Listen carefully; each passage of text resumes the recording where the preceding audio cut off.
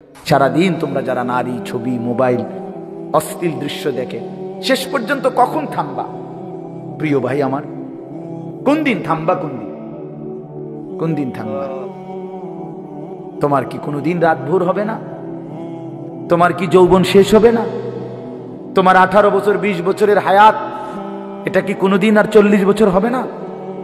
একদিন তোমার চোখের পাওয়ার কমে যাবে, একদিন কোমরের ব্যথা বাইরে যাবে, একদিন তোমারও শরীরের সমস্ত অঙ্গ প্রত্যঙ্গে দুর্বলতা চলে আসবে, খুব দ্রুত, খুব দ্রুত। আল্লাহ তাআলা বলেন, সুম্মা নুখরিজুকুম তিফলা ওয়া নুকিররু ফিল আরহামি মা নাশাউ ইলা আজালিন মুসাম্মা। আমি মায়ের পেটে সন্তানকে একটি নির্দিষ্ট সময় পর্যন্ত রাখি। সুম্মা নুখরিজুকুম তিফলান, অতঃপর আমি আল্লাহ শিশু এক বাচ্চা হিসাবে মায়ের পেট থেকে বের করে আনি। এরপরে সুম্মা লিতাবলুগু আশুদ্দাকুম, এরপরে সেই বাচ্চাটা তোমরা ধীরে ধীরে শক্তি সামর্থ্যবান হতে থাকো, মানে আস্তে আস্তে কিশোর তরুণ যুবক হইতে থাকে।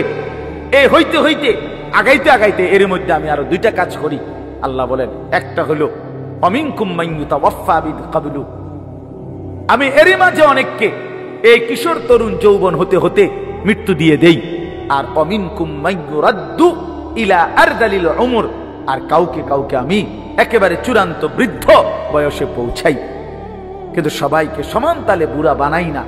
তাহলে যদিও হায়াত 60 মনে করো, সবার তো 60 না প্রিয় বন্ধু, সবার তো 60 না। তোমার যে 60 পর্যন্ত বয়স যাবে তার কি নিশ্চয়তা? তোমার দাদা ঠিক আছে 60 বছর বয়স পাইছে, কিন্তু তুমি যদি না পাও তো তওবা করবা কখন? তওবা করবা কখন?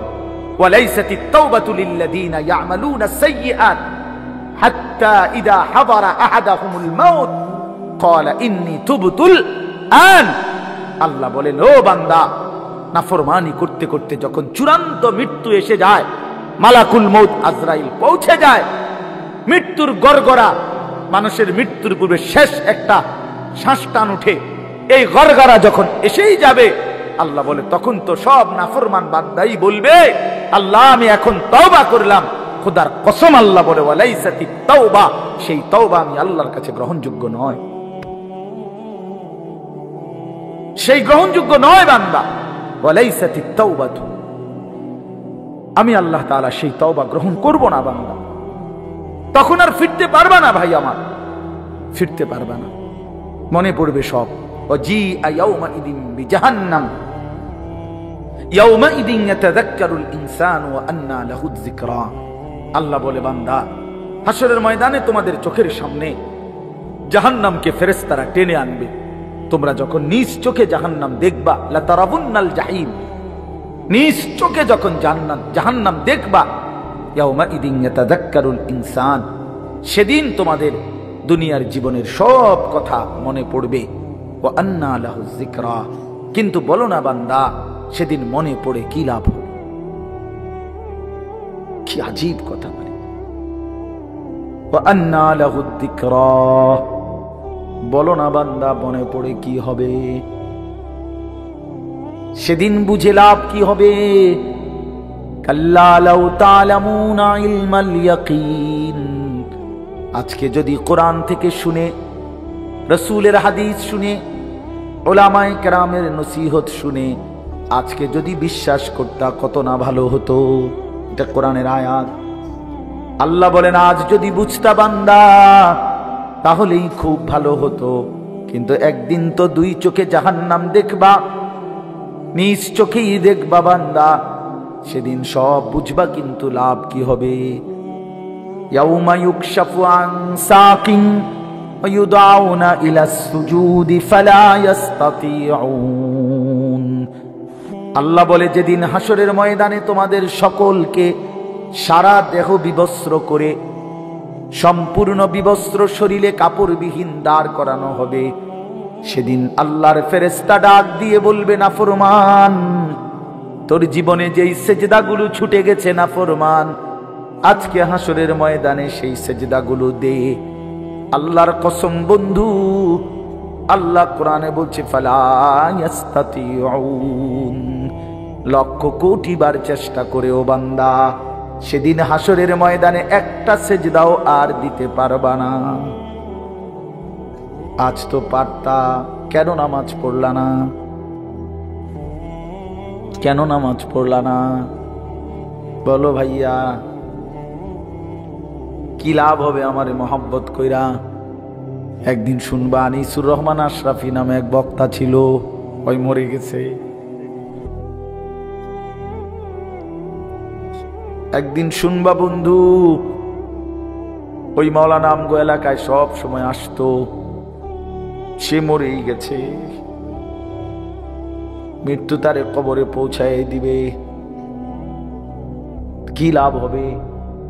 তুমি পছন্দ করলেও তো আমারে রাখতে পারবা না, আমি পছন্দ করলেও তো তোমারে রাখতে পারবো না বন্ধু। সব তো মালিকের কবরে চলেই যেতে হবে।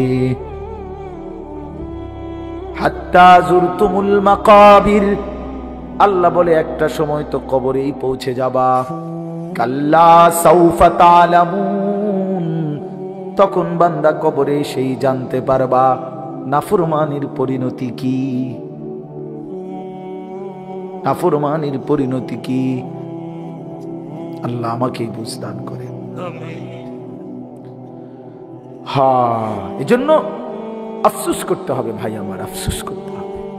এতগুলো ছেলে তোমাদের কাছে আমি হাত জোড় করে বলবো, আর কতদিন বলতে পারবো তাও তো জানি না, আর কয় বেলা বলতে পারবো তাও তো জানি না। হাত জোড় করে বলি ভাইয়া, নামাজ পড়ো। কেন নামাজ পড়বা না? নামাজে অনেক শান্তি, নামাজে অনেক তৃপ্তি, নামাজে অনেক মজা। আল্লাহর কোরআন অনেক সুন্দর, অনেক শান্তিময়। তুমি পড়ে দেখো, ওই নারীর ছবিতে শান্তি নাই ভাইয়া। অশ্লীলতায় শান্তি হয় না, অতৃপ্তি বাড়ে, আরো দেখতে মন চায়। তাইলে তো তৃপ্তি হলো না, তাইলে তো তৃপ্তি হলো। স্বামী স্ত্রী তো তৃপ্তি হয় হালাল ভাবে, কিন্তু অসভ্যতা জিনা ব্যভিচারে তৃপ্তি হয় না। ওই জানোয়ারের ক্ষুধা আরো বাড়ে, যৌন ক্ষুধা। ওই জানোয়ার একসময় কুত্তার মতো হয়, শুয়োরের মতো হয়। ব্যভিচারী অসভ্য নারী লোভী একদিন কুকুরের মতো হয়েছে। ইন তাহমিল আলাইহি ইয়ালহাস, এরপরে কি? আও তাতরুকহু ইয়ালহাস। জানেন না এটার অর্থ মিয়া কি? বুঝবেন অনে না কইলে। আল্লাহ তাআলা বলছে কুত্তার স্বভাব, ফামাসালুহু কামাসালিল কালব। এই কালব তো কুত্তা। আল্লাহ বলছে দুনিয়া লোভী কুত্তার মতো। মানে কি? ইন তাহমিল আলাইহি ইয়ালহাস আও তাতরুকহু ইয়ালহাস। তার উপরে বোঝা চাপাই দিল, জিহ্বা বাইর করে দেয়, ছাড়া দিল, জিহ্বা বাইর করে দেয়। এটা অর্থ, আয়াতের অর্থ মিয়া। আল্লাহ বলছে নাফরমান কুত্তার মতো, কুত্তা এটা। ফামাসালুহু কামাসালিল কালব। কালব অর্থ কি? কুকুর, কুকুর, কুকুর, কুত্তা। তার উপরে ভারী বোঝা দিল, সে জিহ্বা বাইর করে দিবে। তারে যদি ছেড়ে দাও, মানে বোঝা নাই, তার কাঁধে কোনো ভারী কিছু নাই, এরপরও জিহ্বা বাইর করে দিবে। কুকুর এমন হয়। কথা বলো, এই এই অপদার্থ, কথা বলো কেন? তোমার অসুবিধা হলে বাইরে যাও।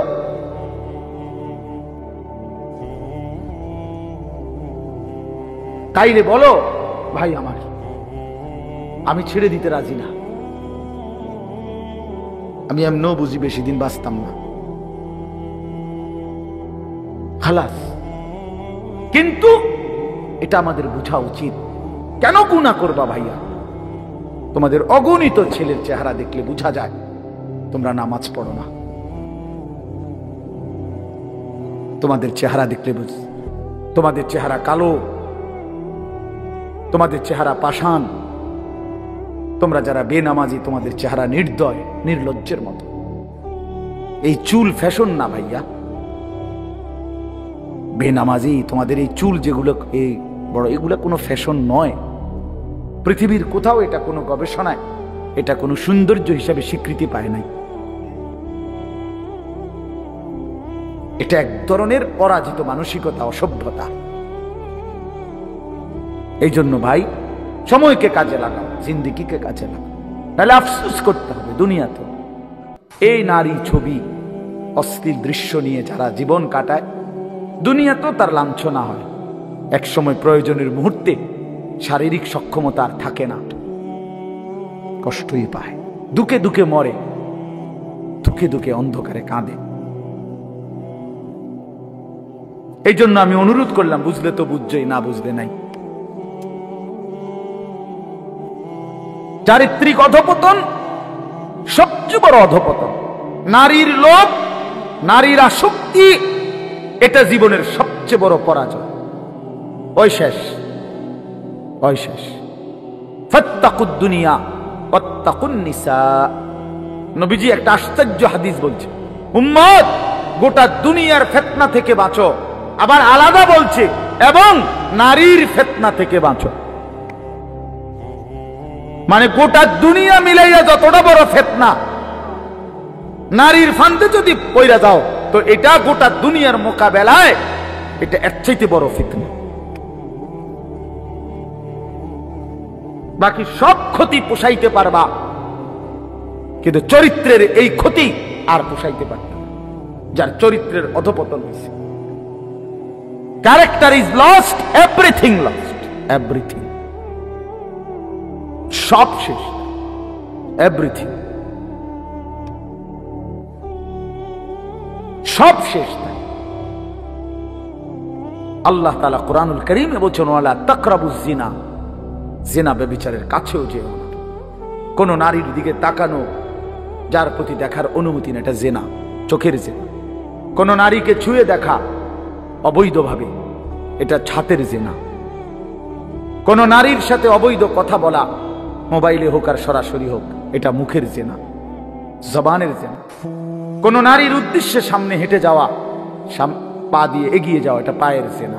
আল্লাহ রাসূল বলছেন, কোন নারীকে নিয়ে জল্পনা কল্পনা করা, এটা অন্তরের জিনা। আর লজ্জাস্থান দ্বারা যে জিনা করে, এটাও জিনা। এই জন্য প্রত্যেক নারীর প্রতি আসক্ত ব্যক্তি এ জিনাকার, ব্যভিচার, ব্যভিচার। এই জন্য এটা মনে রাখতে হবে।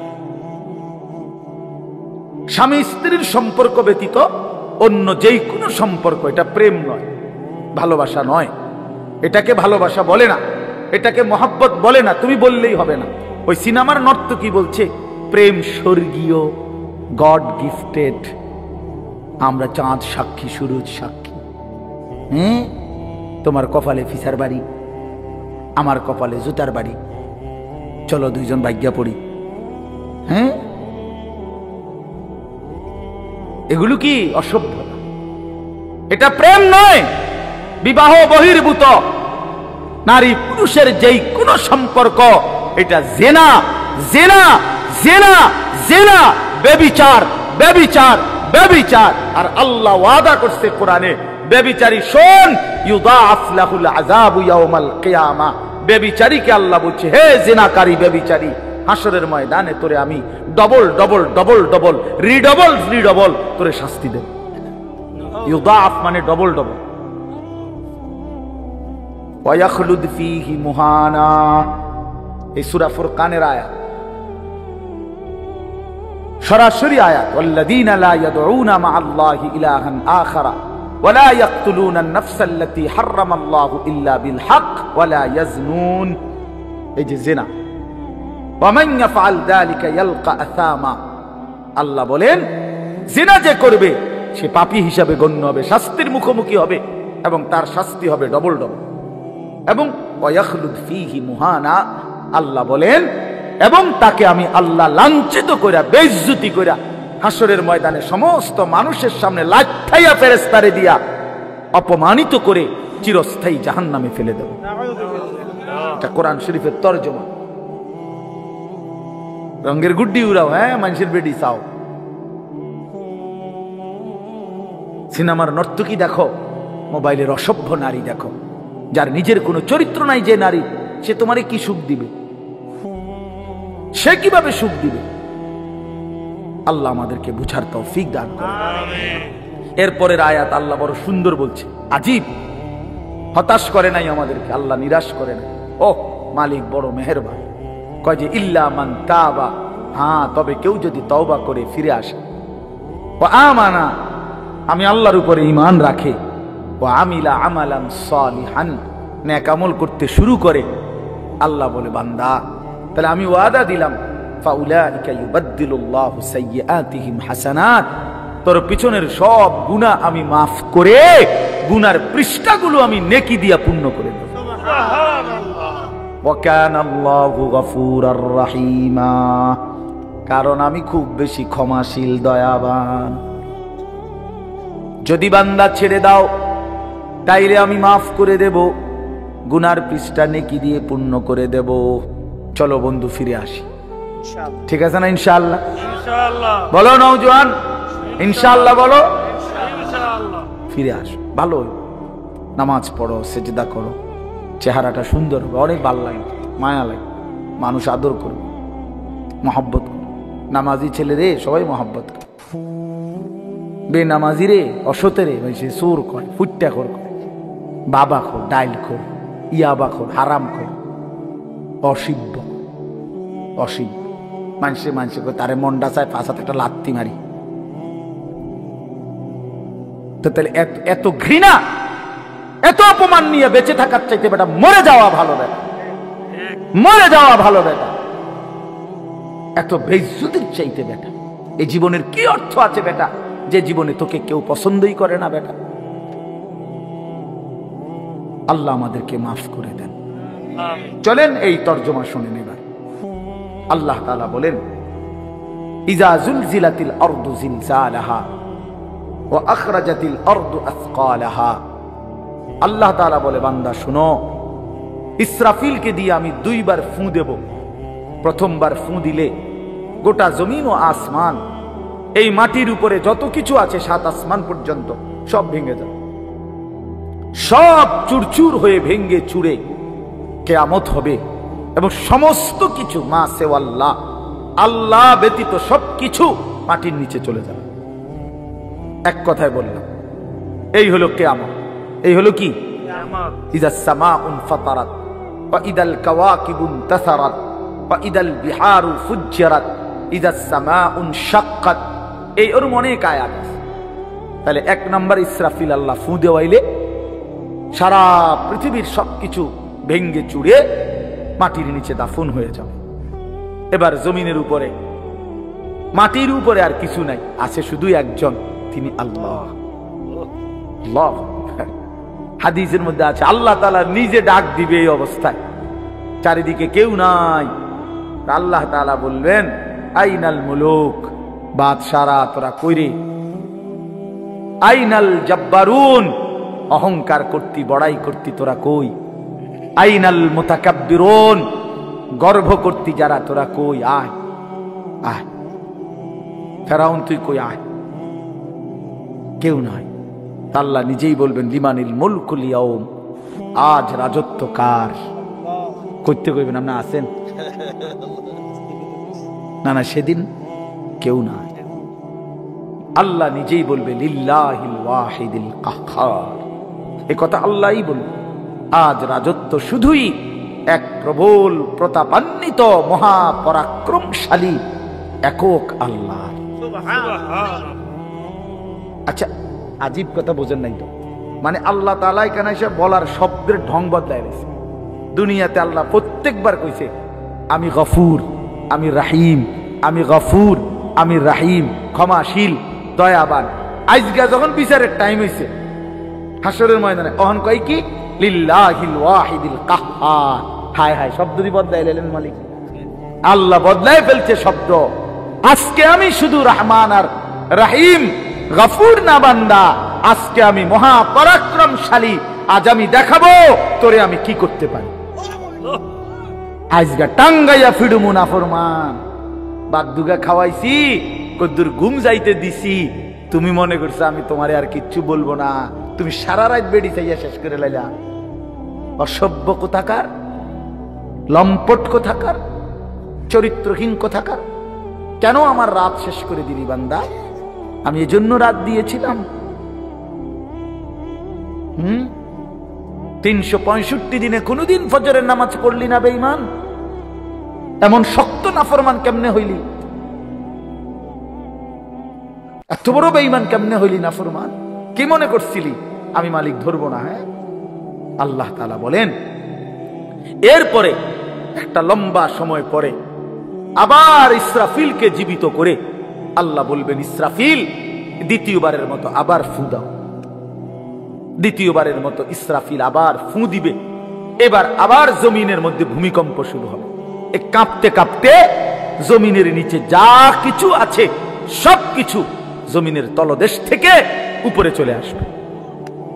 ইজা জুলজিলাতিল আরদু জিলজালাহা, ইসরাফিলের দ্বিতীয় ফুতে জমিনের মধ্যে ভূমিকম্প শুরু হবে। ওয়া আখরাজাতিল আরদু আসকালাহা, আর জমিন তার তলদেশে যত কিছু ছিল বোঝা, জমিনের কাছে বোঝা সবকিছু সে উপরে মাটির উপরে উঠাইয়া দিবে, বের করে দিবে। এটাই হাসরের মাঠ। আচ্ছা, আপনারা একটা মজার কথা জানেন, হাসরের মাঠ কোথায় জানেননি? কথা বলেন না কেন?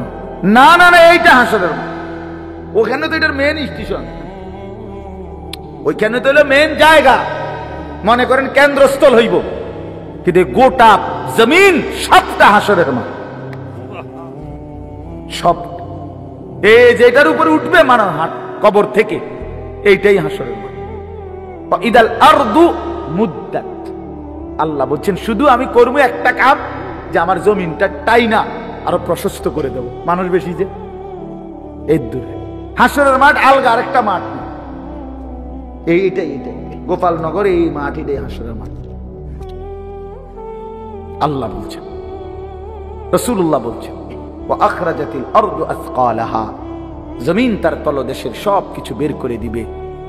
মানুষ অবাক হয়ে তাকিয়ে থাকবে।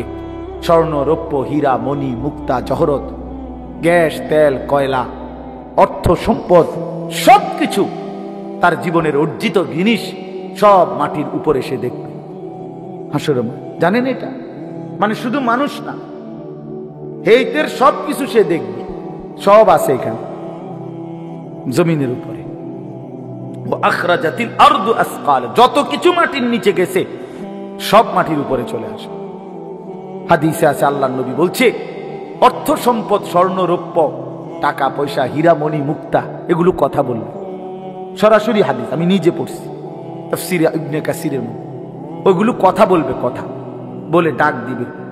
এই স্বর্ণ, রৌপ্য, টাকা পয়সা ডাক দিবে, ডাক দিয়ে বলবে, হে চোর, আইনা সারিক, ওই চোর বাটফার, এদিকে এদিকে নে, এখান থেকে নে, কত দরকার এই সম্পদের জন্য চুরি করেছিলি, হে ডাকাত এদিকে আসো, নাও।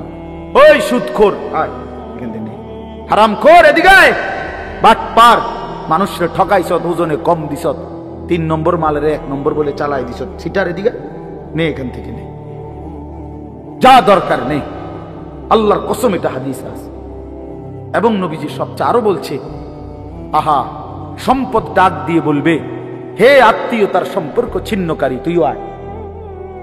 চাচারে সম্পদ দেশ নাই, ভাইরে দেশ নাই, ভাতিজারে বঞ্চিত করছ, আপন ফুফুরে, আপন বোনেরে, আপন জনকে সম্পদ দেও নাই, খোঁজ নেও নাই, খবর নেও নাই। কাতিউ রাহমিন, যারা আত্মীয়তার সম্পর্ক ছিন্ন করেছিল, বেঈমান, আসো তোমরা, আজ কি পরিমাণ সম্পদ দরকার, নাও নাও, নারীর জন্য, দুনিয়ার জন্য, ক্ষমতার জন্য কি পরিমাণ টাকা নষ্ট করছো, নাও, এখন লাগবে কত, নাও। ওয়াকাল আল ইনসানু মা লাহা, আল্লাহ বলে, লোকেরা তখন অবাক হয়ে বলবে একজন আরেকজন রে, এটা কি হচ্ছে, মা লাহা, এটা কি হলো রে ভাই, এগুলো কেমনে কথা বলে কেমনে, আহা এটা কি হলো। তা আল্লাহ বলেন, ইয়াউমা ইদিন তুহাদ্দিসু আখবারাহা, বান্দা আসল কারবার তো এখনো দেখোই নাই, এখন দেখবা মূল ঘটনা। সেটা হলো তোমার পায়ের নিচের জমিন এবার তোমার পুরা জিন্দিগির উঠা বসা, নড়া চড়া, হাসি কান্না, রাত দিন, একাকী প্রকাশ্য, তোমার জিন্দিগির প্রতিটা প্রকাশ্য গোপন অন্তরের ভিতরের জল্পনা কল্পনাও যা ছিল সব যা করছো এই জমিনের উপরে, এই জমিন এখন আমি আল্লাহর সাথে তোমার সামনে আমার কাছে তা শোনাবে। ইয়াউমাইদিন তুহাদ্দিসু আখবারাহা, সেদিন জমিন তোমাদের জীবনের সব খবর দিবে। ওয়া শাহিদা আলাইহিম সামউহুম ওয়া আবসারুহুম ওয়া জুলুদুহুম বিমা কানু ইয়ামালুন। আল্লাহ বলে কান, চোখ এবং তোমাদের চামড়া, সারা দেহের তোমাদের জিন্দেগীর সমস্ত কর্মকাণ্ড সম্পর্কে সাক্ষ্য দেবে। আল্লাহ বলেন ইন্নাস সামা ওয়াল বাসারা ওয়াল ফুআদা কুল্লু উলাইকা কানা আনহু মাসউলা। দোস্ত হানিফ ভাই যদি পড়তো কেমন সুন্দর হইতো। আমি তো কোনো কামেরই হইলাম না, আমি তো বন্ধু সুন্দর করে পড়তে পারি না, কিন্তু প্রতিটা অক্ষরের মধ্যেও বাপ আমার তো কলিজার মিশ্রিত আছে। আল্লাহ বলে বান্দা কান, চোখ, এমন কি তোমার দিল, তোমার অন্তরের প্রতিটা কল্পনা জল্পনাও আমি জিজ্ঞেস করব। কানকে বলবো কি শুনেছিলি বল, চোখকে বলবো কি দেখেছিলি বল, অন্তরকে বলবো কি ভেবেছিলি বল। শরীরের প্রতিটা চামড়া জুলুদুহুম, প্রতিটা চামড়াকে বলবো যা যা করেছিলা বলো বলো বলো। ক্বালু লিমা শাহিদতুম আলাইনা, বান্দা নিজেই নিজের অঙ্গ প্রত্যঙ্গকে বলবে, সারা দেহকে বলবে হায় তোমরা কেমনে আমার বিরুদ্ধে সাক্ষ্য দিলা। ক্বালু আনতাকানাল্লাহুল্লাযী আনতাকা কুল্লা শাই।